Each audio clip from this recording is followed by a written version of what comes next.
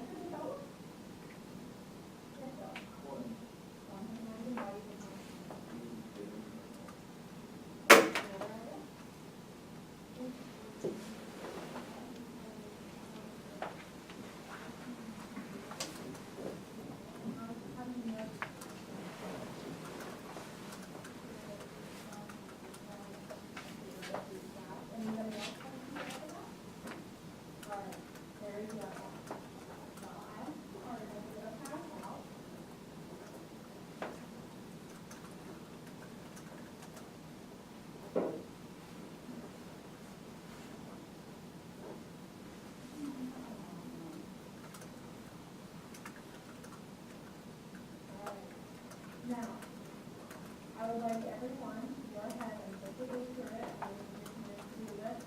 I want you to underline. I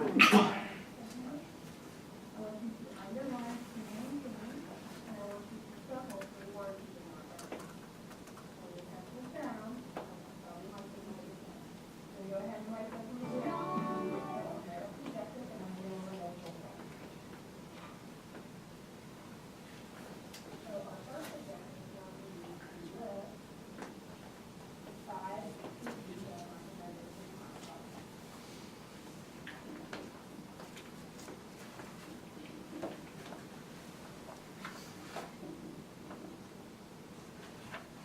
Second objective is to replace students.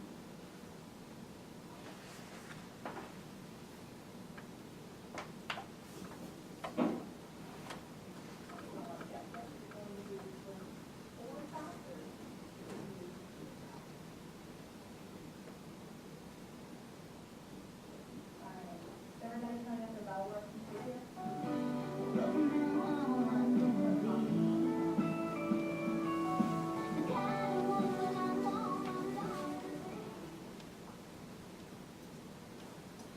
So from that, you get to see how I feel I would want to manage a class and to make sure I'm stating my objectives and that I'm always presenting myself in a manner in which I would want my students to present myself in, which comes into how would I manage a classroom. And as you can see, I have my expectations, procedures, and consequences.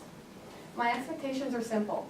I keep them, I don't want to sit here and say, I expect you to be in your seat with your feet on your ground. I want you to be on time, and there's many things that being on time means. Be respectful, be prepared, be engaged, and be honest. They're things that I live by, and it's how I feel I should live my life, and I would want my students to live it the same way. So I want to give them expectations that are broad, but that as long as they're engaging in those, then they're going to be able to follow through with the rest of them. You know, they have the procedures of how I want them to go about And unfortunately, we have to have consequences, but yet I feel good classroom management prevents having to have these consequences. If I'm managing them, if I'm keeping them engaged, if I'm being enthusiastic, if I'm providing clear directions, and I'm using my variability, then I've got them in that they're going to stay here and they're focusing on me and they're not worrying about their buddy beside them. So I feel like I should have a sheeting chart because I personally am horrible with names. It's something I want to work on. I want to figure out how to learn those names and put them with faces. So I'm going to put them in a seating chart so that they're maybe not sitting beside their buddies, and I have the ability to see each student and match that name and that face. And you know, kind of the thing of classroom management, there's so many things that go into it. It's the materials we present, it's how we instruct them, what we say, how we say it, the policies and the procedures, just like this, you know what I mean? And then the time, do I use the time effectively? Do I teach bell to bell? Am I always engaging them? And then the behavior comes out of that, you know. How I treat them is how they'll treat me type of thing. I want to influence them to have that positive behavior. And the layout, just like the seating chart, I have to lay my classroom out in a manner in which I feel I can observe and keep an eye on everyone.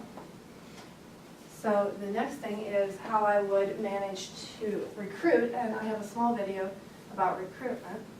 Why should you take agriculture? Why not? Where else can you get hands-on experience, become a well-rounded student, and have this journey of life?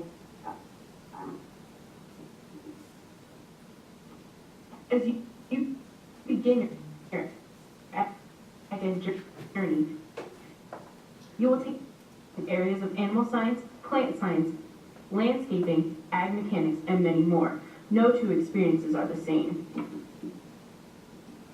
FFA is one portion of this adventure that you will not regret. You will make friends. You might try opening it in YouTube. Yeah, but to advocate for agriculture. I was just embedded in my PowerPoint. We believe in the future of agriculture and have been fortunate enough to take the life-changing journey. Will you take it next? It starts here. It starts now. Next time you think ag is lame, think again. Well, I'm sorry that that didn't work quite the way it was supposed to, but the point of it is that I was able to have the opportunity to work and develop a promotional video about why you should take agriculture. And I want to be able to show students how to develop that, because the important thing in a program is not what my face is on the program, it's the student's face. I want my students out talking to the community and getting involved, and they can put together projects just like that video where they can come in and they're going to highlight what they did and where they were. And they can make a video like that to take to a school board and present to them and say, hey, this is what we did the last month. This is why ag is great. This is why you need to support us. And this is what we're doing to make our program the best it can be.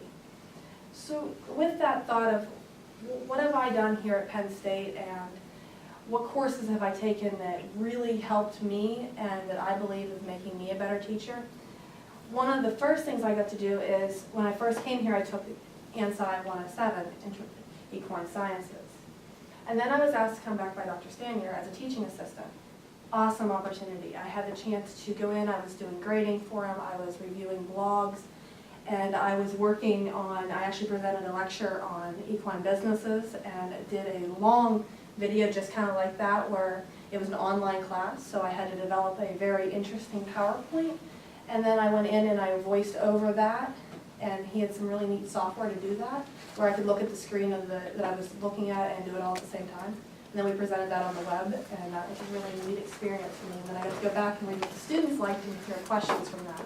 So for me, that was a really great opportunity to see what it was like to teach at the college level before I had the chance to actually teach in a high school. And then the biggest thing I would say is the AE classes. They're what really taught me what I want to teach and how I should teach it. The biggest and the best experience of this entire semester for me was micro-teaching. Getting to teach at Central Mountain really was an awesome opportunity. I loved the kids. It really was the mark in the semester when I said, yeah, I know this is where I want to be and I don't care what it takes to get there. I'm finishing this because this is really what I want out of life. And then the other thing I did was psychology. I did a lot of psychology before I got here to Penn State. And they really helped me understand why people do what they do, why students act the way they do at times. And that's for me, I think made me more understanding of behaviors and less judgmental of them when I start to understand that there's a reason behind those behaviors. I engaged in a lot of classes at Shavers Creek. I know I'm weak in environmental, and I had the opportunity to go there and work with them. I also had a ton of animal science classes, which I really enjoyed animal science. I got to dive a little deeper into some genetics and into some of the production classes that I wouldn't have normally gotten that opportunity. Things else that I've done is I also have an associate's in business administration. I'm certified first aid and CPR, safe tractor driving instructor. I am certified with Pennsylvania Beef Quality Assurance Program, and I have had that for several years now. And finally, one of the things I was talking about, that licensing and certifications class that I think is really exciting. I am lucky enough to have a Class A CDL, and I think it would be great to work with my senior students and prepare them to take that CDL exam. As far as professional development goes, there's not an option there. It's part of who you are. You're continually learning. You're always growing. You're always developing and becoming a better person. How much more can I teach? When can I teach? And where can I get some more experience? What can I learn? You know, learning is a daily, continuous journey that we should never quit learning. You know, my goal is should learn something every day. And I feel that I want to be a member of both of these organizations, Pennsylvania Association of Ag Educators and National Ag Educators. The connections and networking opportunities there are endless. Also, I was fortunate enough to be the recipient from scholarships from both of these. So it is my contribution and my duty to return that to them, since they were gracious enough to help me get through school. Then the question of, how did I get here? What experiences in life have brought me here? Well, there's a lot, and it started out in 2001 when I walked into my first ag class. Little 7th grader walking in, didn't know what she was getting into. Her daddy told her he was a member and that she should be, so here I went. And I met the most amazing person, my ag educator, Mr. David Adams, who was an incredible role model for me and really showed me the opportunities that ag ed had for me and where I could go with it. I had been raised on a family farm of 75 acres. We are mostly crop and production. I've grown up racing barrel horses professionally across the entire country. So I've had a lot of experience and dealt with a lot of different people at different levels across the country and been able to enjoy those experiences. I had an injury, so I ended up diversifying, and Mr. Adams was one of those people who was able to help me diversify and teach me all the other opportunities, that I could still enter the show ring and I could still have that competitive side. He showed me the FFA activities with the CDEs, how I could compete there. He showed me SAE projects where I showed cattle and I showed goats and sheep and hogs and rabbits. I've showed every species and had the opportunity to really engage in those. I also engaged as Fair Queen and Rodeo Queen, which were 2 opportunities that gave me the chance to talk about ag and increase that ag literacy with students. And finally, my father, who's on this tractor, is been there for me the whole way. And he's always the first person when I ask him that I need something, or how do you think I could, I've called him a couple times, I'm like, I'm doing this lesson and I'm not sure, who could I talk to, who do you think would be a good person to talk to? And he's pretty good at being, he's 65 and he's able to tell me, yeah, there's this old guy down the street, he'd like to talk to you. So that's been a good experience. And then diversity is something I know I'm going to encounter, and I may not have had the chance to study abroad, but like I said, I traveled the country with my horses, and I attended international agriculture, the class there, and had a chance to see how ag and production works across the country, across the nation and the world, and how it differs, but yet how it's the same, that we all can be working towards a common goal. I went to an Earth University presentation and got to see how a student there changed and what they did and how their educational system is so much different than ours. I had the opportunity to do IEP observations, and that was a learning experience. I interacted with a couple students who I now go in thinking, okay, this is how I would handle them after seeing how they were handled in the classroom, because I had a couple very interesting situations that occurred. And then the ELL observations I did at State High, I'd never seen non-English speaking and just learning the language. And it was amazing to see that, and it was heartbreaking to see the struggles they had. And I know that if I had one in my class, I would do my best to go above and beyond and do whatever I could to make sure that they could understand. And of course, the Moodle modules there's so much information and so much value packed into those. And then, as Dr. Foster said, I am going to be student teaching at Mohawk. Super excited, that is in Western Pennsylvania. I'm student teaching with Mr. Cliff Wallace, who has been a role model to me for many years. I met him right after I walked into Ag. Him and Mr. Adams were very good friends, and it was very nice to see the way they interacted, their professional relationship, and the way we were able to do things. And I looked up to him from the beginning, and Mr. Adams told me, been a long time ago, 10 years ago now, he told me, if you're going to teach, you need to get with Mr. Wallace. He'll teach you to be the best educator there is. And I'm fortunate enough that that's actually where I'm going. And I was there for a day when they had the community in, had an alumni member bring in a combine, and they've got a great ag shop, which I'm super excited because I love teaching mechanics and ag. They also have a really cool classroom with all computers for the students, so I'll be teaching my animal science in there. What do I feel about the Cooperating Center? Well, obviously the strengths are their mechanics and their ag basis. They're definitely a traditional type program. Some of the places, the biggest thing I see that I would love to be able to help them or would work towards is working on that SAE, trying to get more students involved and get them to the point where that's what they need to do. If you would look at my calendar of events, it's there. You'll see that I've got it planned out when I will be at the teaching site and when I will be.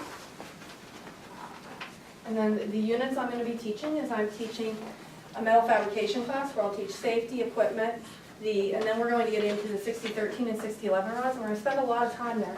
We actually have an articulation agreement that just came through with Newcastle School of Trades that has it detailed out how many hours of instruction need to be spent on each item. So I ended up tailoring over Thanksgiving, redoing my unit plan to meet that new articulation agreement. And then my animal science course, I'm super excited about. I have 3 sections of animal science, so it'll be extremely interesting and exciting to go in that first one and then change for the second one and then be able to finally to do just absolutely perfect by the third one, hopefully. The continual improvement and growth mindset. I'm going to start out with small ruminants, sheep and goats, go into large ruminants with beef cattle because they've already done the dairy cattle in their animal science one. I'm going to work on some swine production, some equine science, and they're going to do a business project. I'm planning on bringing animals in through the whole thing, and I'm extremely excited to get the students hands-on experience with those animals. I'm going to be working in the advanced single-cylinder class. I'm going to start out doing a little bit of an intro with them about small gas engines, and it will obviously fluctuate as I go, depending on their knowledge, but we're going to start by giving them an overview and seeing what they remember. And then finally I'll end with a troubleshooting unit and we'll bring in community lawnmowers and work on those. The binders and the grading policy, where I have a binder for each class and they are different colors.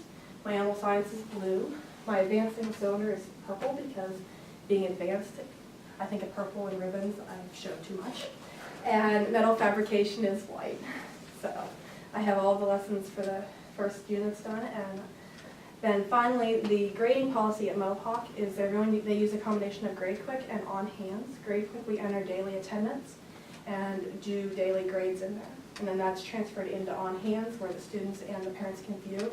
We can view last year's grades as well as the grades that they're having in other classes at the same time, so we can see how they're doing as a whole. If I'm going to reflect on things, my strengths are definitely the animal science and the ag mechanics. And my weaknesses are the floral, the environmental, the greenhouses, and some of the things I did while I was here at Penn State about my weaknesses is I took a horticulture class, and then I did a couple horticulture classes, and then I also worked in the greenhouses for a semester, so that was something I did to try and help myself improve.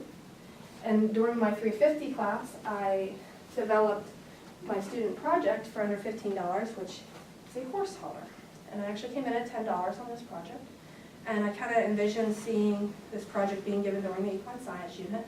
But in addition to that, I believe that I have the opportunity to also give them the chance to do a sheep or a goat or a cow hauler, or if they're just into showing pigs, I'm sure we can come up with a project that they can do a pig show stick. Try to make sure that I get it tailored, that they all have something they like. And if it doesn't come to the point where I have a bunch of students who do not show or do not want that type of stuff, then perhaps we could do some type of a fundraiser with them where we'll build them and then they can sell them at the banquet, or we can sell them in another form to help bring money back into the program. And finally, what have I done to help with the 2014 student cohort?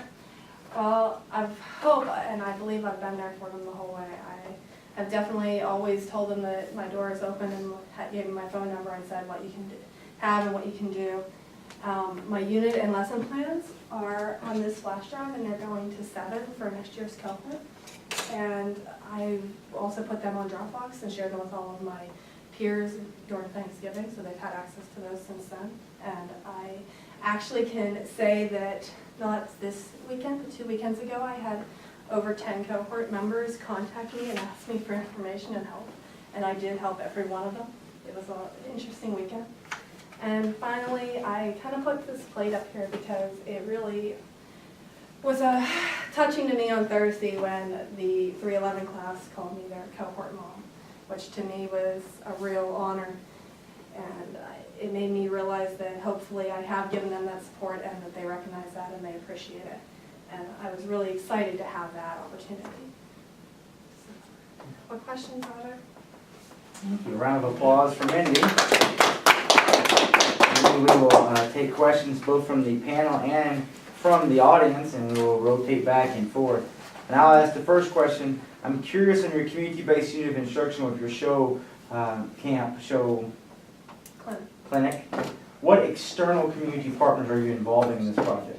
I have a sale committee and an auctioneer who are donating me facilities. I spoke to Karina, who is hopefully going to be able to sponsor the dinner. I also have local feed mills that are coming in to sponsor as well. So who's the contact though for the content knowledge? Is it going to For the be used contact? internal? I have multiple lists of 3 to 5 people for each species that are going to be there to discuss additional stuff. I'd encourage you just to reach out and make sure that this could be a good partner, as you have to identify the partner in that project, might be the extension office. Mm-hmm. And that would be considered a simple way to say, well, we're partnering with extension to conduct it with all these stakeholders. Okay. Something to think about. Question from the audience. Hi, in your slide on reflection, you hit content knowledge as your strength and also your weakness. When looking at your strength and your weakness, what area do you see beside content knowledge? I think preparation is definitely a strength for me. I'm normally very prepared, and I tend to do very well at having stuff done and being ready to do when I need to be there. As far as a weakness on that, I could say I take on too much. I don't know when to say no. It was kind of like the midnight reviewer thing. When guys got that text message at 12:30, I'm turning this in tomorrow, can you look at it for me? I probably shouldn't have crawled out of bed, but I did. Sometimes I just don't know when to tell them enough's enough. Dr. Ewing. Mindy, I'd like you to talk just briefly on the similarities and differences between an advisory board and an alumni chapter. Well, an advisory board is put in place to help make decisions for the chapter and give advice, whereas an alumni is there to support the chapter and help with fundraising and marketing and publicity, whereas that alumni board spends more time on the decisions and not really that fundraising type side. They work with what can we do to improve the program, maybe making some connections, but not necessarily the fundraising, whereas your alumni will probably be more of a fundraising group. Thanks. Audience. Okay. Ms. Ross? Mindy, can you talk a little bit and describe the professional dispositions an agriculture educator should possess? Well, we have to have many things, and we kind of talked about the VCOPE with the business-like behavior, enthusiasm, the clarity, the opportunity to learn, and the variability. We want students we need to present that at all times, but when we're talking about professionally, it's about how you talk, what you say, where you go, how you present yourself. Are you visible? Do you make it to the different events and the different functions of your different professional organizations? Do you continue to develop as a person, and what type of image you're portraying to the community? What type of attitudes should they foster? growth mindset, always having a positive outlook, that there's always room for improvement, and always wanting to accept criticism and be ready to improve and look at it and say, what can I do to be a better educator? And what options are there, and how can I make this a better program? Audience? Annette? Okay, so I'm looking at your units, and I see you have about 6 weeks. One unit being on the 60-13 rods and one on the, I'm not sure what the other rod was. 60-11. 60, like what projects are you planning for that? That's gonna They be a lot actually, of time. to it is spend a on lot of 2 time, rods. and that comes back to the articulation agreement on what's required. And I actually have that broken down in my cooperative center book there with what the articulation requires. We're going to work on, they're gonna get in there and they're gonna be laying beads. They're really not building projects because it's all on the quality of welds. We want, when they leave there, they're going to get credit at Newcastle School of Trade, so when they walk in there and grab a welding, they have to be able to lay a positive bead that will break test and will quality test.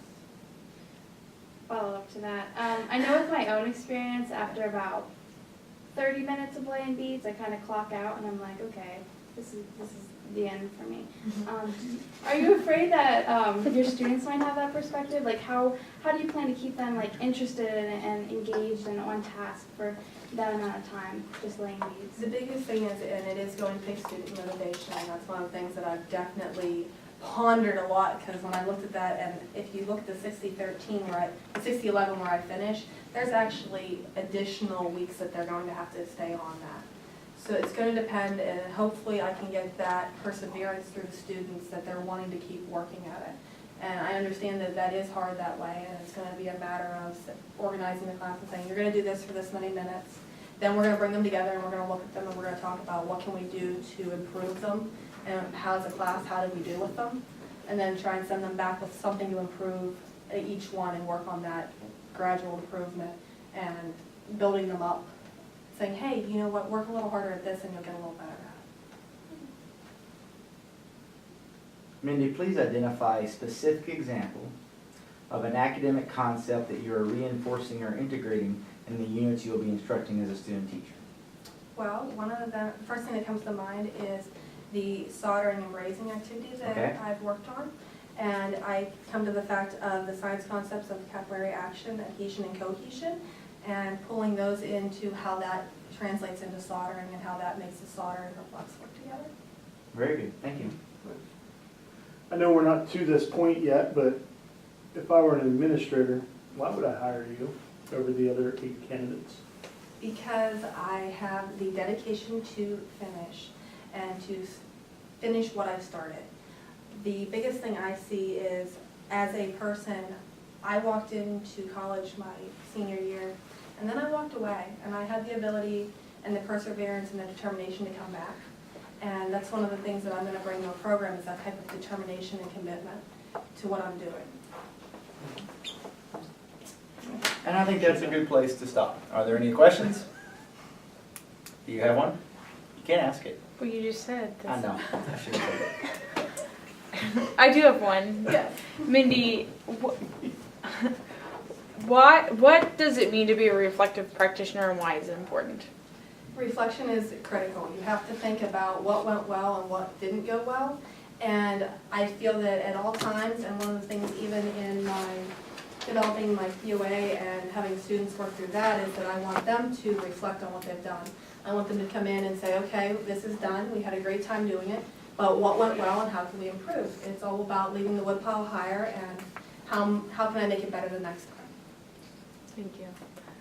That completes my questioning. Thank you, Ms. Rice. I think I'll ask one more as well, just to make sure you end out here.